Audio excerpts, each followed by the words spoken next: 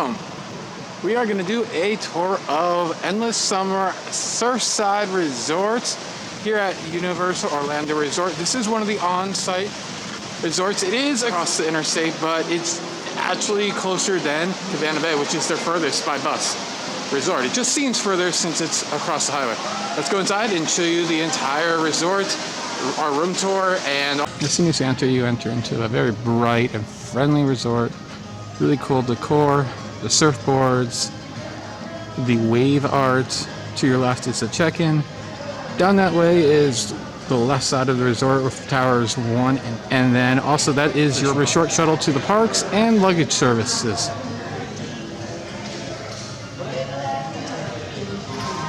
To the right is Tower 2, Starbucks, and the restaurant. During COVID, masks are required as soon as you step into the resort and at all times except for the pool. And you are given a wristband, so you don't need to get temperature checked every time. Tickets can be done just to the left of the security guard in the morning, and there's also a car rental for Avis. Operating hours are 8 a.m. to 4 p.m. every day. Here's the Universal Studios store. It is very small compared to what you'll see at the parks, but it does have some exclusive Surfside. It has some exclusive Surfside merchandise, of course. First and fourth, you have the Harry Potter stuff, hats, t-shirts, mugs, more Harry Potter. All this stuff is type of, you'll be able to get all this in the park if you want to get in the park, but you can also get it here. Yeah. There you go. They even have the interactive ones. Big suggestion is get them here because it will be a lot easier and a lot less chaotic to buy them here than to buy them in Hogsmeade. Unless you plan on doing the Ollivander's experience.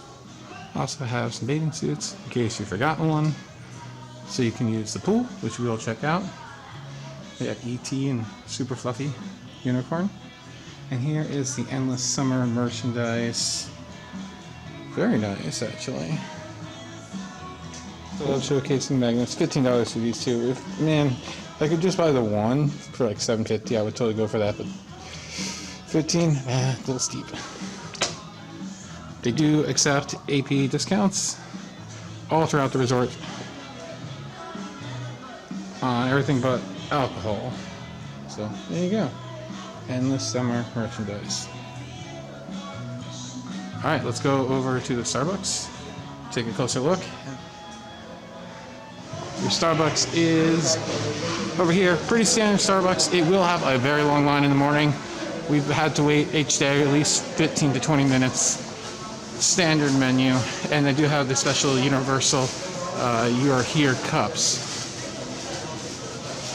And let's go over and check out the Beach Break Cafe. This opens at 7 a.m. typically for breakfast and closes at 10. Currently, you can also get a pizza delivered until midnight. So that is fun. A bunch of grab-and-go snacks, ice cream, soda, and then a lot of really good made-to-order stuff. Go ahead and check out the website for everything. But I had a burger, and it wasn't so great, but we did have a pizza, and it was actually really good. So there you go. Freestyle machines, as well as coffee, hot chocolate. And there's plenty of seating throughout the entire thing for the busy mornings rush. Love the decor in here. And the second room is very bright. There it is. Towards Tower 2 is ATM. A game room that is currently not in operation due to COVID. Pretty small. About a dozen or so games. They have the Halo game, which is really good. So at least of that. Air hockey. So not too impressive arcade, but a couple of really decent things. The fitness center is open with limited hours. Looks like it is closed for half an hour and then open for hour and a half blocks. But there you go, all the things you need. to get your exercise on if you care to do that during your vacation. These are some of the elevator banks. All the ceilings are beautiful. I love the murals that are on most of them. Now let's go out to one of our favorite things from the ParkScope.net family, the sandbar. Here's the sandbar. Excellent cocktails and beer selection. There we go. Here's your selection of cocktails. And I also have a limited menu that you get from it's basically everything from over at the Breakwater Cafe. And pretty good beers on tap. They have their own IPA, and it was quite good. Here's the pool. Has a 0 entry on the one side, and then with a 2-tiered step all the way around the edge of the rest of it. Only disappointment is there is no hot tub, so that is kind of the bummer, but most of the time in Florida, you really don't need it. I would have preferred it regardless. I love a hot tub even in the middle of the summer. I will say though, on a windy day, the wind is trapped between the two buildings, so keep that in mind, that even on a really hot day, like today, the wind is making it very chilly. So that's a pool area. Much enjoy it. And we'll see a fantastic review of it from above at our hotel room. So let's go ahead and take a look at the hotel room tour. Then we'll come back down here and wrap it up from the lake. All right, let's take a look at our room. We are in 1611. This is a 2-bedroom suite. Here we go. All right, so right away you move in. There is no like couch, just 2 beds in the main room.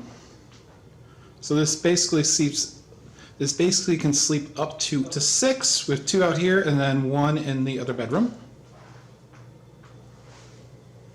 Awesome colors and theming all throughout to give it the surf, ocean feel. No storage in the center table, which is kind of odd. Wrapped remote with the COVID restrictions and safety. And then USB Type-C and USB ports on every power plug. Pull string night lights above your head, very much like that. We have a wonderful view, which was actually upgraded. So thank you, Universal, for that. And there is the pool area. Very weird to think that about 4 years ago I was doing a wave pool right here, because this is where the former Wet and Wild site, the water park that occupied this site for about 40 years or so. Just very light and bright feeling in here. Much enjoy it. Little table here. Little stain there, that's interesting. Little kitchenette area. Some coffee. A little bit of storage. Mini fridge.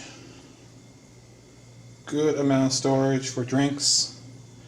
And frozen dinners if you want to use the microwave. More storage with the shelves. And then the sink area. 2 sinks. To the left is your bathroom. Nice colors on the tiling and pattern. Themed soaps. And can't vouch for the shower pressure or anything like that. I will give a little checking out report at the end of this video, so stay tuned for that. Now let's go back and head into the second room, which is very tiny. Only a closet with hanging storage in this one. More lights, USB ports, and its own TV. I love this coral light. That is fantastic. Let's take a look at that. Oh, that is fantastic. I love that. That's great. They have these little hanging hooks.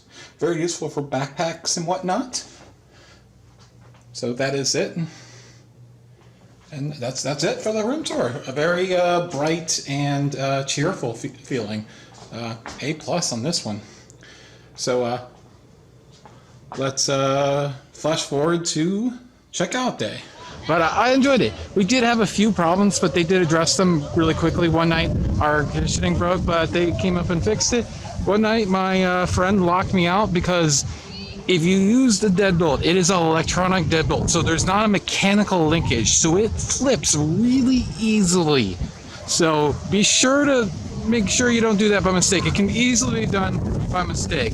Now, this was late. This was like 1 or 2 a.m. and the resort was great. They brought a guy to basically break into the hotel because my friend was out cold. But it was a good stay, I'd say. You could tell this place was built on the cheap, but it wasn't done without a lot of style. Over to the right, you can see Dockside. That is, for all practical purposes, complete, but it has been delayed indefinitely because it was supposed to open just as all the first round of COVID hit and shutdowns hit. So we will look forward to staying there in the future. So look for a tour and review of that place. Would I stay here again? Yes. You get all the benefits of early entry and transportation. So all you need to do is take an Uber to this resort, and then you can be set if you want to just stay on the Universal property. Now, here's the thing. You are not far from iDrive, but they do not have a gate right to iDrive. So you have to actually walk. That would be the front gate. You can't just walk out the front to iDrive, which is right on the other side of the lobby. You have to walk all the way over here, all the way to that light right there, and then back. So I don't know why they do that. I think it's just to keep you on the resort and not to go across the street to the CVS for your cheaper needs or KFC or whatever. But yeah, that's my only complaint. I wish they had some access there. You're not that far from iDrive. Magical Midway's right there. So you're not that far away from the attractions of iDrive. So that is the positive. They just make it a little bit hard for you to actually get to it. The rates are really reasonable here. That's the thing. You're not going to pay that much more than on stuff on iDrive, but you're on a real budget. There are options obviously on iDrive, but they're not going to be as nice as that. I'm going to be moving it over to that since all my friends left today. So I need to go a little bit more budget, and I wish I didn't have to leave. Also, one more complaint about the hotel room. The towels are absolutely terrible. If you're a local and you have room to pack a towel or steal one from down here, because the towels literally feel like the floor towels. They are terrible. So that is it. Thank you so much for watching The Coaster Spot on this hotel edition of The Coaster Spot. Like, comment, subscribe, and we will see you next time. Hopefully from there.